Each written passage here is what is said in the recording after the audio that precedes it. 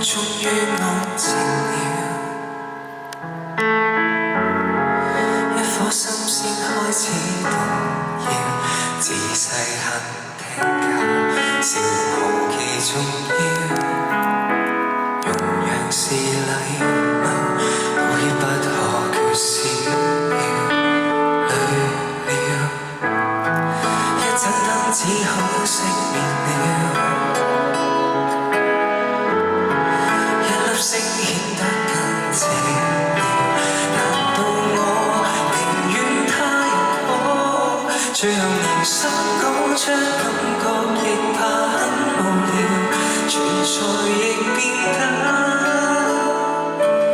多麼少。誰會喜歡聽我吐苦水？想要的如何爭取？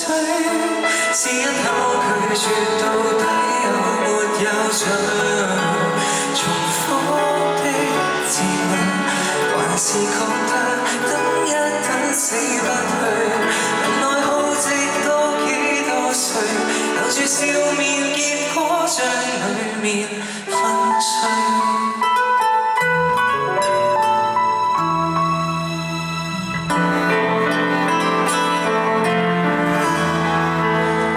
再怪原生家庭悶得很，我未能圈出界線，可怎麼不分？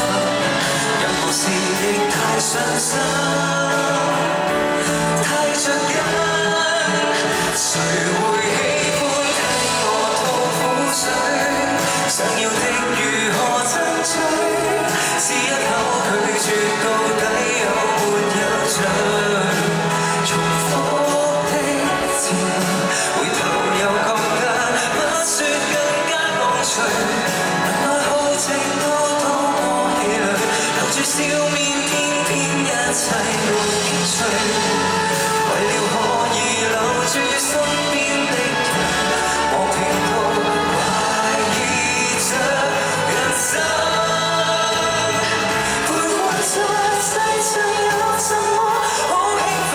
當我看着遠方那麼灰暗，假設全是內疚感不吸引，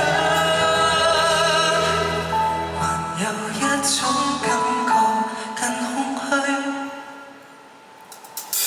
來到這